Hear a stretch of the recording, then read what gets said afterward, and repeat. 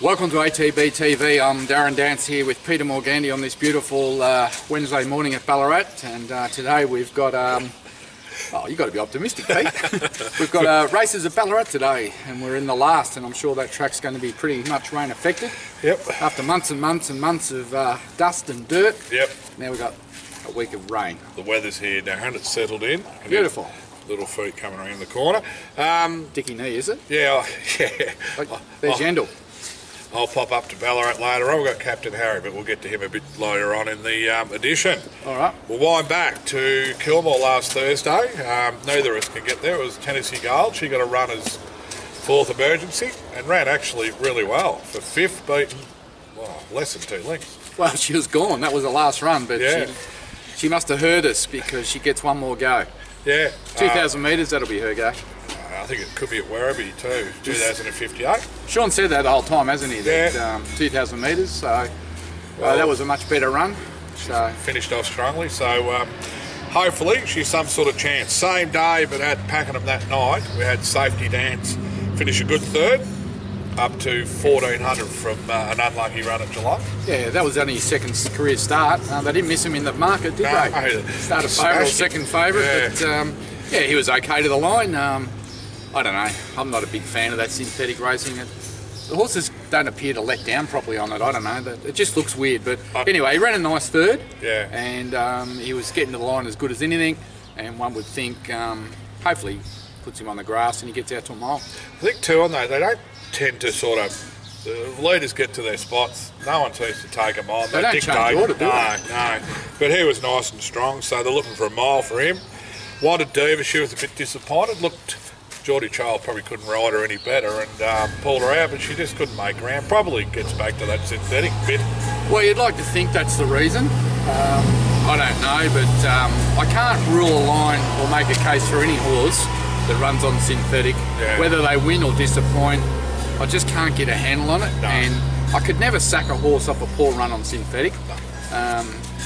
Anyway, look, she's got her soundness issues, and we've just got to give her another go on the grass, but I don't think she's a wet tracker, so we might be in a bit of trouble. Third up next start. Fitnesses won't be an excuse anyway. Friday I went down to Cranbourne. It took every bit of 3 hours to get there. Nice drive. I got there 5 minutes before the race, and I think the horses got there about 15 minutes before the race. Astrological, honest third, on a heavy 8 or 9, so she sort of half ticked that box, but it made it really difficult jumping from 12 to 14. Yeah, well, it was a bit of a slog, wasn't it? Yeah. And the family's not noted wet trackers, so she's probably done a good job to run third there, you know, with the long trip, not really being able to sort of relax before it and getting on heavy ground at her first go at 14, so she's not far off a win. They found middle ground with a 1,300 metre race. There's a win in her somewhere really soon. Yep. Saturday we will start off with our winner, which is the reason why you're here at Ballarat. You're picking up Yogi, who's earned a spell after a terrific win in the listed Port Adelaide Cup. Yeah, it was a good win, not without its drama. Right from 8 o'clock that morning. Yeah, Dean Yendall's flight getting cancelled, which everyone probably knows about. And completely stuffed it up. Damien Lane was a late pickup ride. And ordinary pickup ride. Yeah, and rode it really well. The horse dominated the race. He was just far too good for him. Yep. This whole autumn prep's been about trying to get him to win a listed race to get his rating up into the 90s so we can set him for the spring. We just missed out with him at Warrnambool, which meant his rating only went up 3 points there, but we picked up, I think it was 6 or 7 on Saturday, which took the rating up to 93, which is what we've been looking for. Yep. So that means we can place him properly now in the spring, and he'll go home today for a good spell. Darren, we also had the filly crack the code. Things just didn't work out there. Well, like Mick Price said, it was a really big, ambitious plan for a filly in a second start to go across to Adelaide for a group race, but you have to have a throw at the stumps. Look, we took her over there and she looked good in the yard. She never really got into the right spot from that inside gate, never really got a clear crack at him, as so to speak, but she was well beaten into 7th and she's gone to the paddock. Yep. She'll be back for the spring. Mick likes her. She'll be set for the Quizette Stakes at Caulfield at the end of August. Which is a good fillies race leading into the spring. I went to Sandown. I don't have much luck there. I had horses back down the... Yeah, Sandown or Flemington? Flemington, sorry. If I went to Sandown, I might have more luck. It always goes by. Shadow Griffo had her last run for us. Look, she travelled nicely in the run. She Looked the winner at the 400. Copped a couple of little, just buffeting, and I don't think she needs too much knocking around, that little girl. And well, she's not sound. No. She needs everything to go right. She looked the winner, but as usual, when the pressure came on her knees, she couldn't let down. So she's in the sale next week. She's only beat 2.5. Craganair and Clairvaux both, I think that. Quinelled it. Clairvaux beat Craganair home. But Quinelled. yeah, Craganair, I think. 13th and 14th. 12th and 13th, I think, yeah. Stable think they got that wrong. And they half admitted it, just going from 14 to 1800. Too quickly. Not ideal. No. So big rule, big red texted. Yeah, that's a big cross, that one. So we'll find a mile race and just go back to the start with him, more or less. Yeah. And Clairvaux, yeah, Matthew Williams has told us that the horse is not having a dip. He's got too comfortable at home. Got life too easy down there at the Bull. So Matthew suggested a stable change or retirement, and the owners have spoken. Yeah, they're quite happy to give him a couple of starts at Morphettville with trainer Will Clarkin, who's one of the leading young guys over there, or leading trainers full stop. And so there's some sound reasons for that. Yeah. One, obviously the horse is in his comfort zone and he's been there for 5 years and he knows the system inside out, so he needs something fresh to spark him, hopefully. The staying ranks in Adelaide are nowhere near as strong as the staying ranks in Victoria. So the horse, and it's not as wet over there. No. Like we race on, 5s and 6s a lot. They rarely get a wet track. So why not give him 3 runs there when he's fit, and we'll go from there. And I think Matthew thinks the busy environment around the Morphettville stabling just might spark him up. So got to try it. Otherwise, well, he'll be retired. Yeah, he's on a truck either today or tomorrow heading over there. So that covered Flemington. Sunday we had Saar Plain, much improved effort at Castanen. Yep. Over 2,000. Dean Yendall on. Dean on. Still couldn't quite, he doesn't muster early. How far was that race? 2,000. Yeah. But he worked to the line okay, which I think the indication there is his fitness level's not far away, and the blinkers will go on and stay at that trip, and he should be, well, it'll be hard to beat. D-Day next time. It is D-Day. Blinkers on. Second run at 2,000. Yeah, you'd be wanting a result. Benchmark 58. In the DK Weir stable, he's got to be winning to stay. Yep. No. Nothing more to say. Nothing to add, Darren Lee. American Muscle up at the Sunshine Coast. I missed the race. I listened to it, but I'd never seen it. But just by all reports, he probably didn't have a lot of luck when the race was hot and up as they turned into the straight. He's finished 7th, beaten 4. He had about the same luck as Yendall had at the Jetstar Terminal on Saturday morning. Didn't get a run. Just no hope. So yeah. Once again, the big red line goes through that run. Yep. Just forgive run, and we'll wait for him next time out. A horse that probably was plateauing a little bit like Saar Plain, but the blinkers did go on because he was ready, was Misty C, and he's got the money. He did what we wanted to see for a couple of starts, and he was really good. Yeah. Probably put the writing on the wall last start. Yeah. With a better run. Yep. And we thought he might have the blinkers on last start, but Darren wanted to give him one more run without him, and then took him up to Mildura, and he was impressive. He was 6 or 7 wide on the corner. And Michelle Payne's horse ran second, Duke of Nottingham. Yeah. It came at him late, and then it was about 4 lengths to the rest. So yeah. I think that was a good run, and I think the horse is back in form. I've always thought he was a chance to be a midweek city horse, this horse, when he's right. But, look, it's just taken him a long time to get to where we thought he'd get to. He showed a lot in his first prep, and then he sort of had an average year. But, a lot of things have happened. But I think he's got him back where we want him now, and hopefully he can go on with it. Yeah, for sure. I heard Dean, before he got interviewed, said, was a bit of a RS die about that ride, how wide he went. But well, that's true. It's true. Just a shout out to Jack Hill too. He fell again on the weekend, or before the weekend at Wodonga. Landed on his head and was knocked out. And Misty C just reminded me there because Jack had been on the last 3 times, so that shows his luck, doesn't it? He had no luck with us, Jack Hill. No. But anyway, best of luck, best of health, Jack. As we spoke, Ballarat, Captain Harry in the last today, so he'll want his boots on. Well, he's won his last 2. Yeah, in great form. He's going well. He's been well placed. Yep. win his maiden, then win a Class 1 and then get into a 64. Yeah. And still, you know, not have a heap of weight. So there's a little plan into a midweek Super Vargas race. Yeah, so. it's a nice little lead up. Yeah. So Yendalong. Yep. Knows him well. Favourite.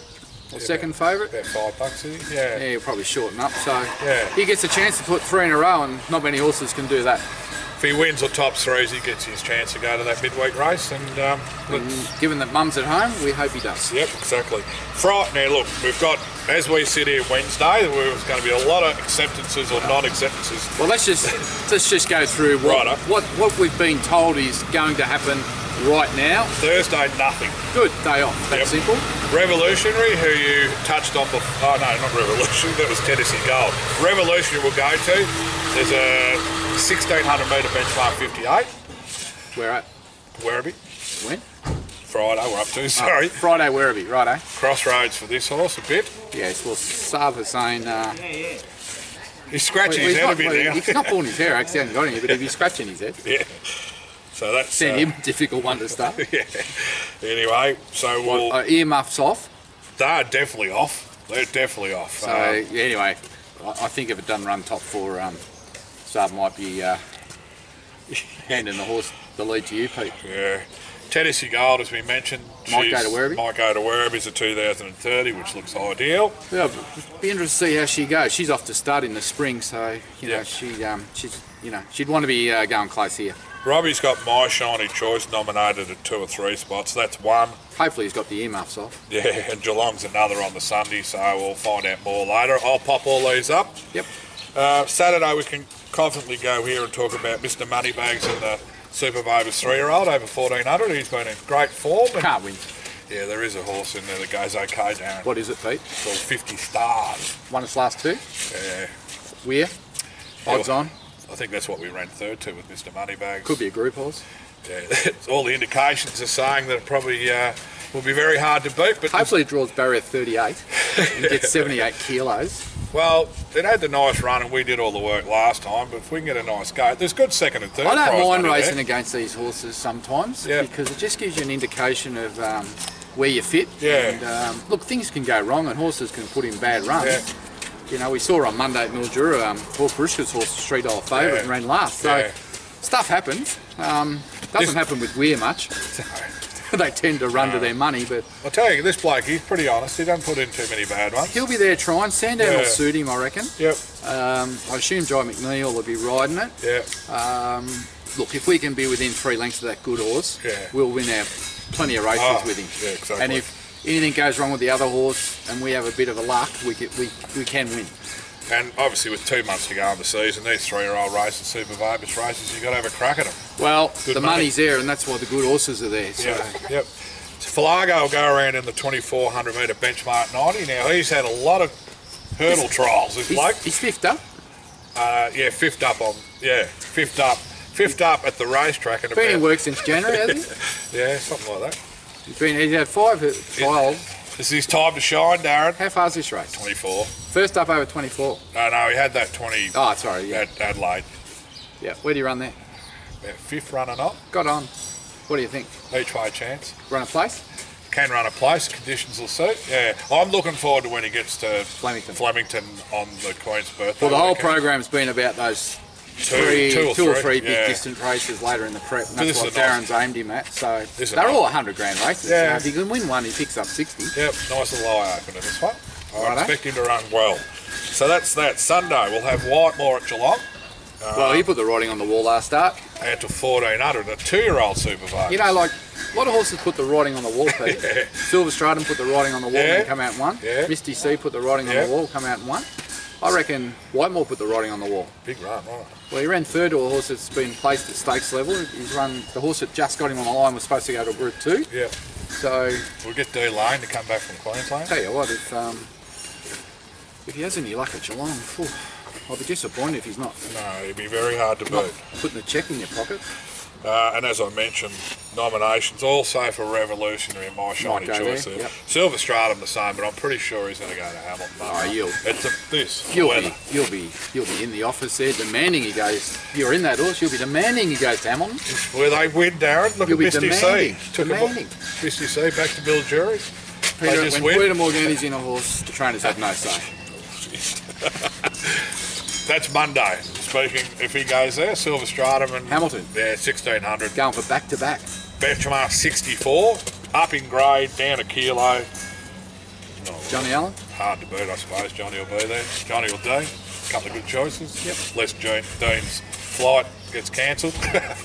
And Artie Sano will be kicking off his prep, so that's good. Trial good the other day. Yeah, 1400 benchmark 58 to kick off. He'll light the He'll need surface. Oh, he'll need it, yeah. Third or fourth up thing. Yep, but he's a nice little star in the making. I don't mind that looks. Yeah. Needs it wet, we're going to get it. Geelong synthetic on Tuesday. Be Didn't know nothing they there. still race there. Yeah. I had a look at it yesterday. It looked like a cow paddock. I don't think they're caring too much about the surface down there. Nor are we. And we'll have Ballarat trials here, more importantly, on the inside grass. So we'll have a few going around like PK and that. Yep. In preparation for races. There's a few being aimed at Swan Hill. The carnival. Yeah. Is that the weekend after, is it? 9th, 8th, 9th or 10th or something like that. Comes around quick, doesn't it? So it's be Friday fortnight. Yep. Comes around quick. You go up there, you have a big weekend there, don't you? I go up there for 2 or 3 days, yeah. A family sort of affair. Family affair. You don't remember being there most years. No, Beck goes up, her side, her family, and yeah. Get on it. Get on it. Sit in the Ulster bar, don't move far, Darren. That's it. So that's it, and then on Wednesday. There's a bit going on. I don't know what's on next Wednesday, but we'll cover that Don't even next know week. where the races are. No. Shout out to Tim Mangan. Been unwell.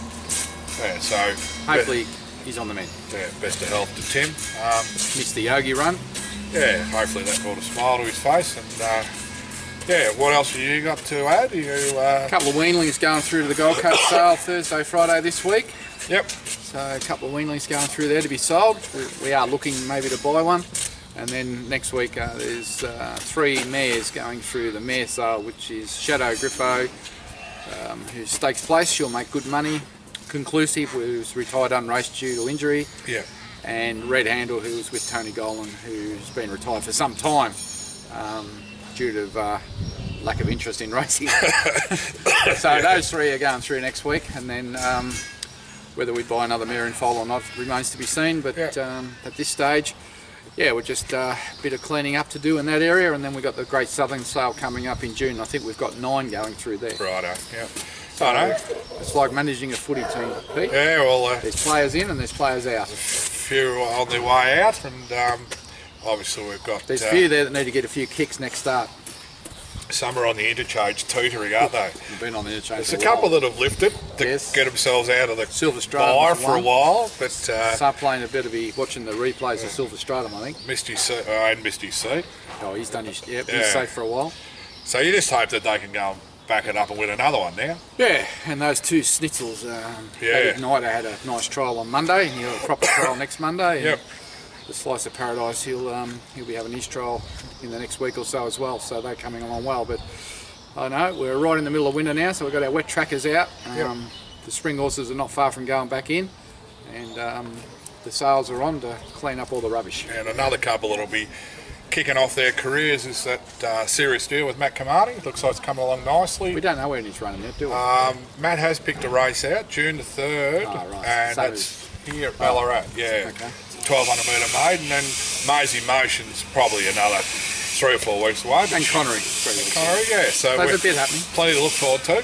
All right, well, I'm going to go and put a lasso on Yogi. Yeah.